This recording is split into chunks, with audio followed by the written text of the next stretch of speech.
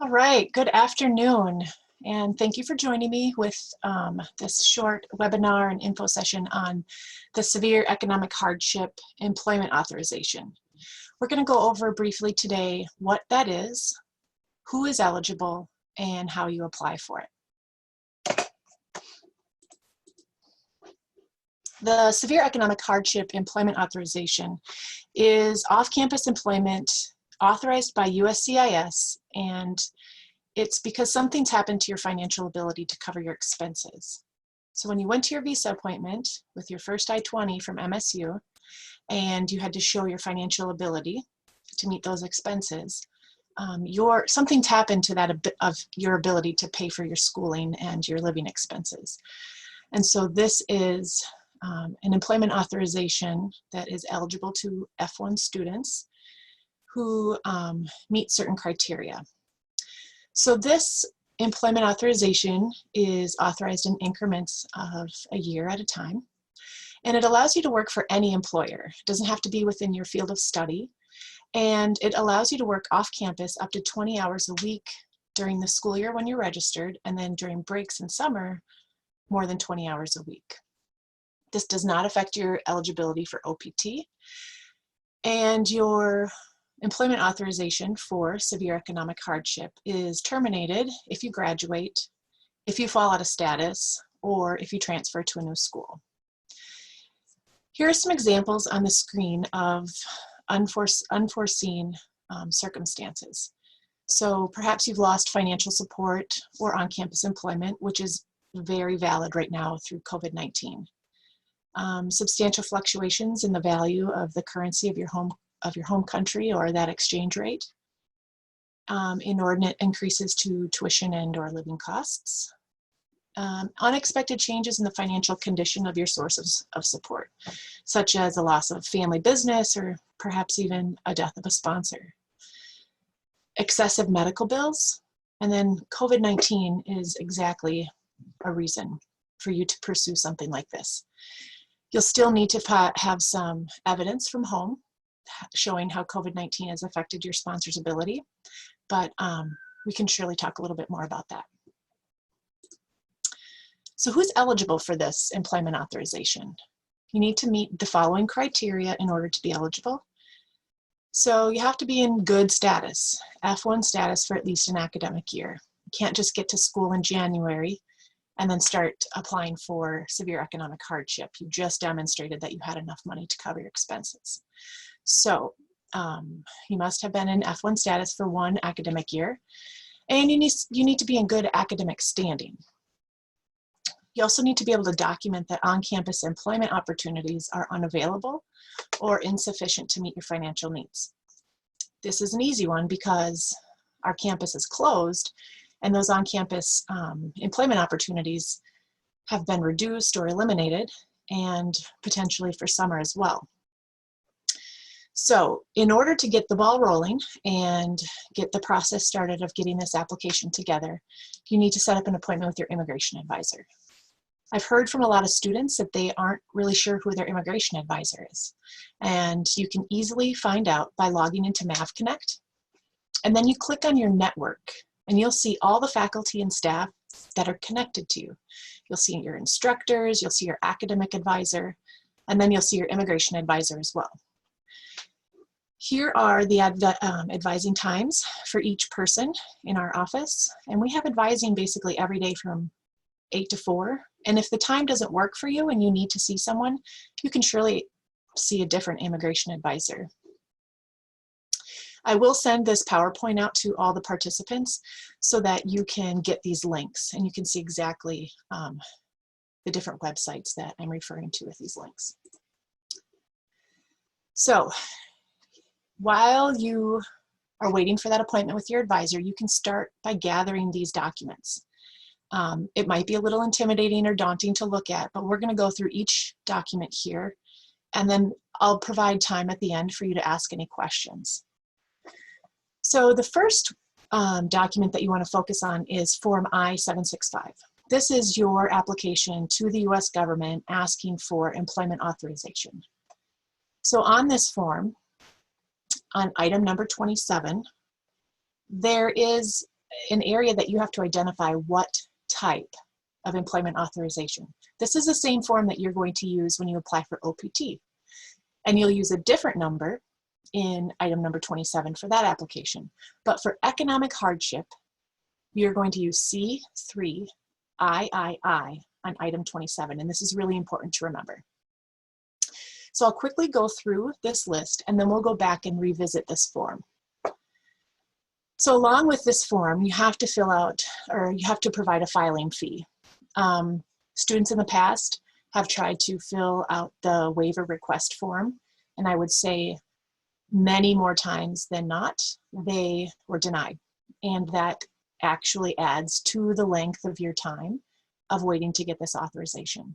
I've not seen, and our team hasn't seen, very many approved waiver requests, and that's sort of the theme that many offices like ours are experiencing, and we are not advising students to request such a waiver. So $410 needs to be paid to the U.S. Department of Homeland Security.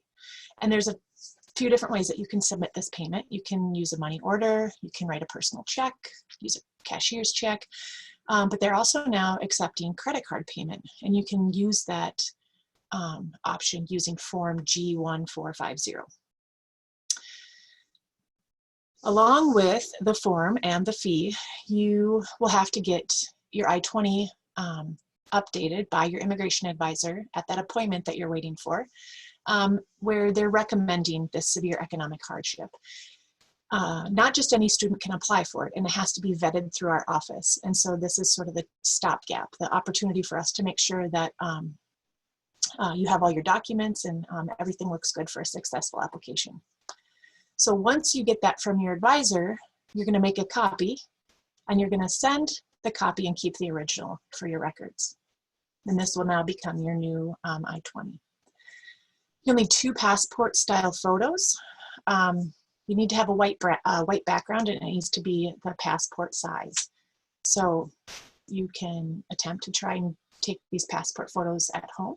Just want to make sure you have really good lighting and a clear white background, and make sure it's the proper size. And you can search that online to make sure you have the proper size.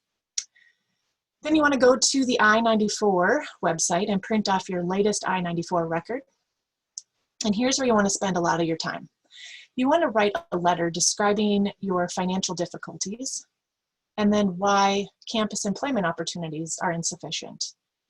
And along with that, you need to provide some evidence.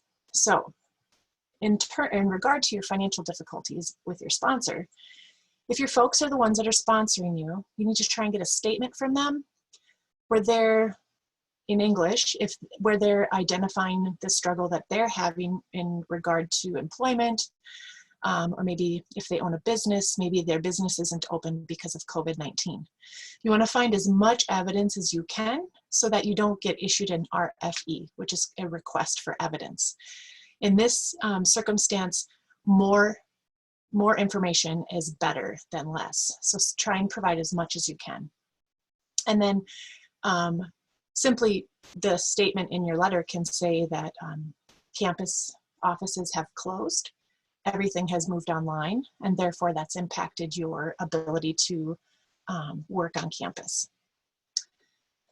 You also want to take a copy of your passport identification page, a copy of your visa, and then if you've had any previously issued EAD cards, maybe you've applied for this before, maybe you've had OPT at a different level, you want to include copies of the front and back of those EAD cards. So I'm going to pull up I-765 here. And I'm hopeful that you can see my screen. I'm going to just double check.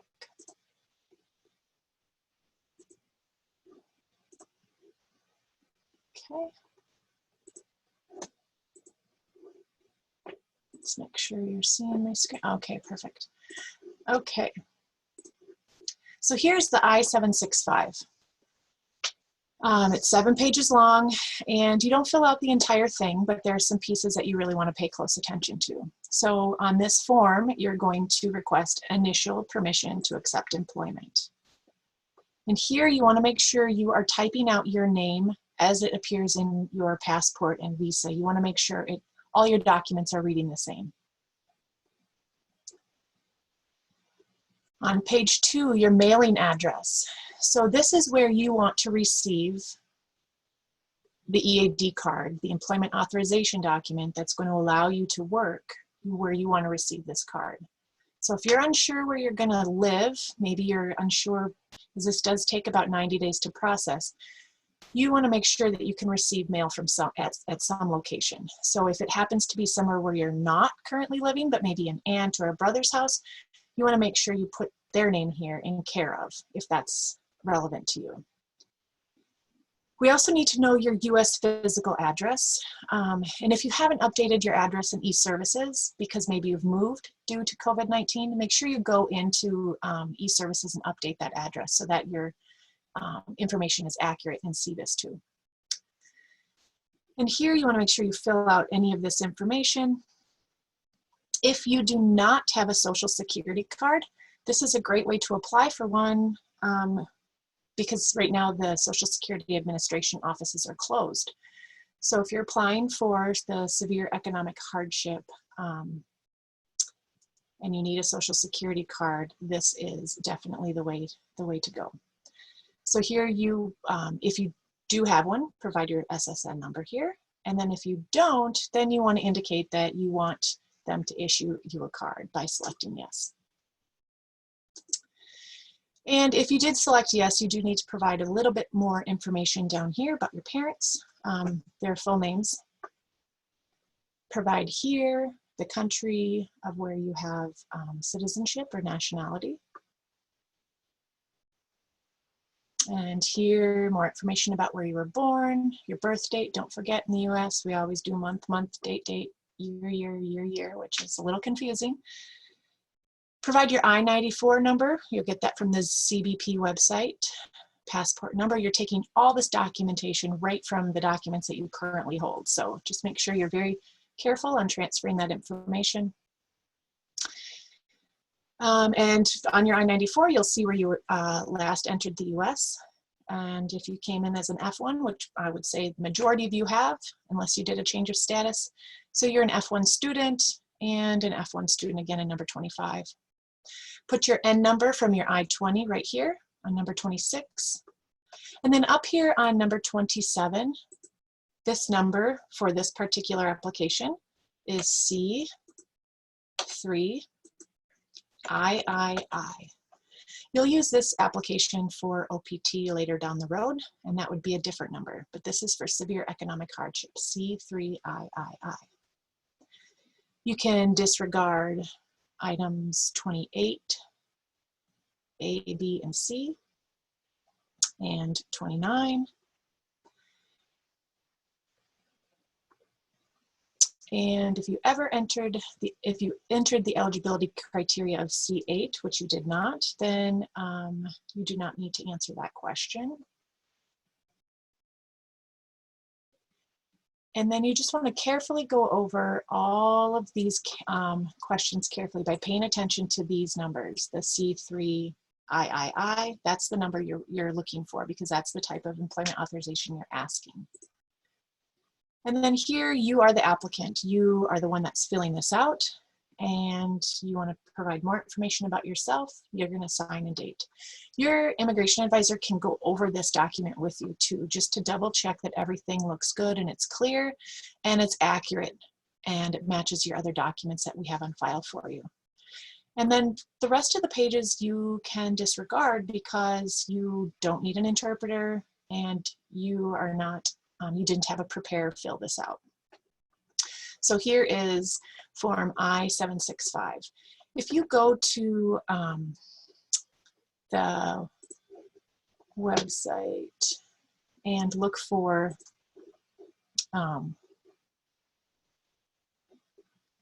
if you go to the USCIS website and you look for the I-765, there is a really long lengthy document on instructions, but it goes into extreme detail about the documents, how to fill it out, and additional information about the supporting documents if you have them.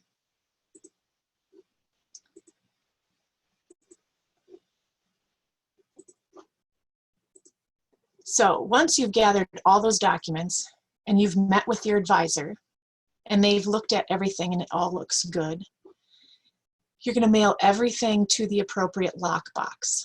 And so depending on where you live, that will dictate which lockbox you send it to. So we'll click on here.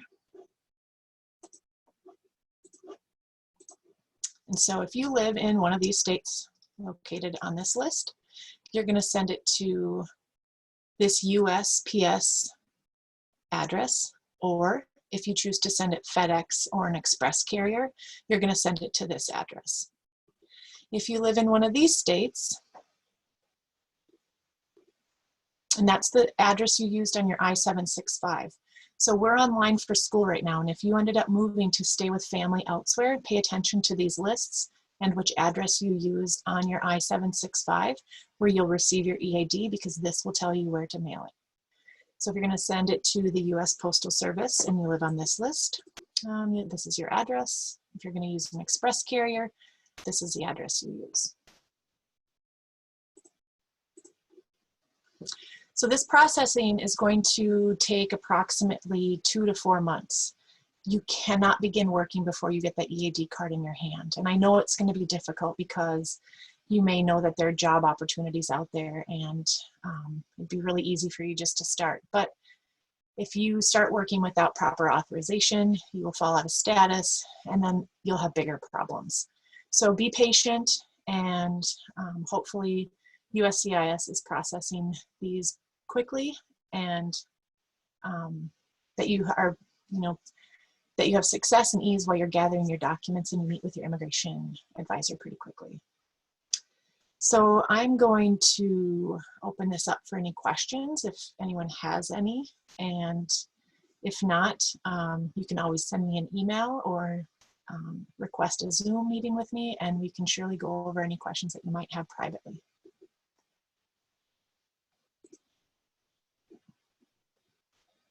Okay, does anyone have any questions?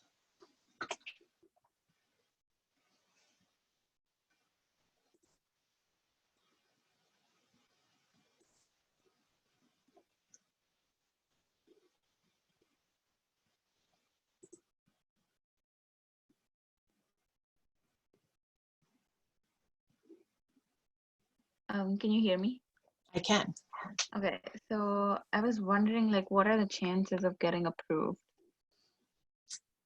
I wish I had a crystal ball and I wish I could tell you that. However, I feel like students have a really good case because due to COVID-19, it's affecting the globe. Parents aren't able to get money transferred here because banks are closed. Sponsors aren't able to work like they were when you applied for your visa. And you yourself probably are affected because of your on-campus employment. So I would say it's a risk, and it's a risk I would take.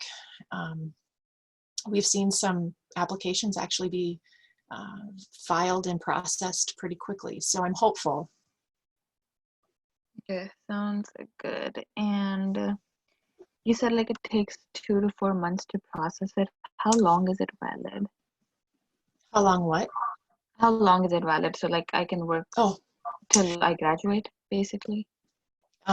It's valid for up to 1 year. So depending Okay, on what your program end date is on your I-20. got it.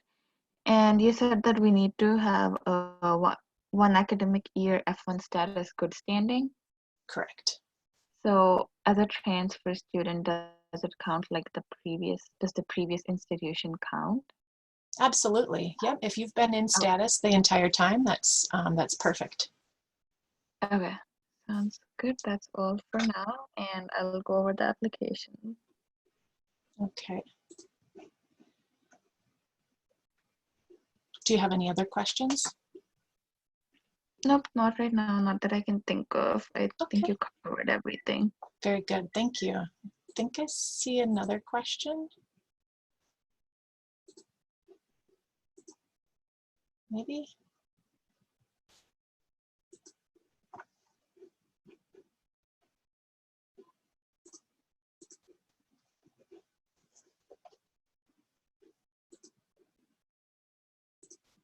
Okay. So if I don't see any other questions at this time, again, feel free to reach out to either me or your immigration advisor. They're the ones that are going to be able to process your application, and they'll go over through it with you. But if you have a quick question about the form or something, yeah, you can surely reach out to me. But they're the ones that are going to actually process these documents and help you get ready to mail everything off. So I wish you the best of luck. I know this is a really difficult time, and we're here to help. So keep your heads up and good luck on finals. And I hope to see you in the fall.